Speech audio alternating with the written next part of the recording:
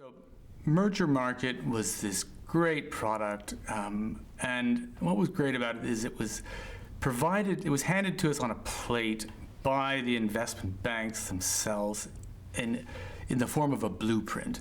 This blueprint was basically something that every large, medium-sized investment bank had working at its core. It was called the War Room.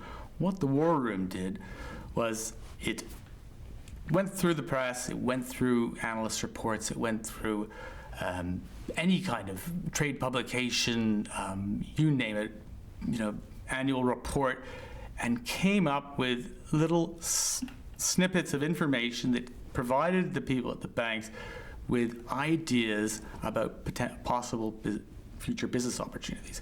So we'd stumbled across this document that was produced by the War Rooms in various forms when we were developing the business, and we had just a core historical database.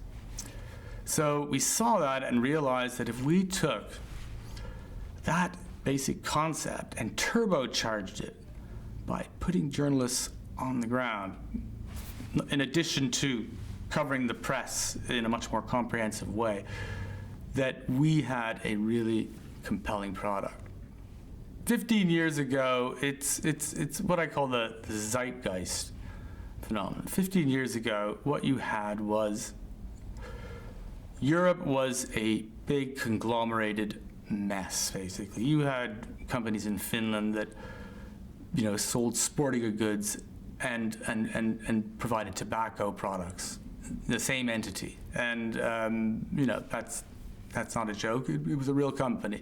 You knew anybody could see there was a need. There was an economic need for the whole countries right across the continent to be restructured, and there was just a mass of opportunities, stretching into the future 5 or 10 years, and there were, I don't know how many banks, law firms, and investment private equity firms just pouring into the city of London, a lot of them American or Anglo-Saxon, I guess you could describe them, and looking to set up shop and take advantage of this opportunity. So Mergermarket basically got insight into the war room concept, the origination concept, was in the right place at the right time, and all these firms needed that intelligence about these markets. They knew what they wanted to do, they knew what the companies would need, but they didn't know exactly what was going on. So it was the perfect product at the perfect time. Call it luck,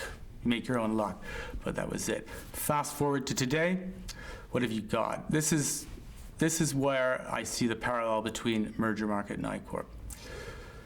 We've got Western economies post the financial crisis, companies in the United States in particular, looking outside of their domestic market for opportunities to sell their products for the first time in many cases in over 100 years. They haven't had to up until now.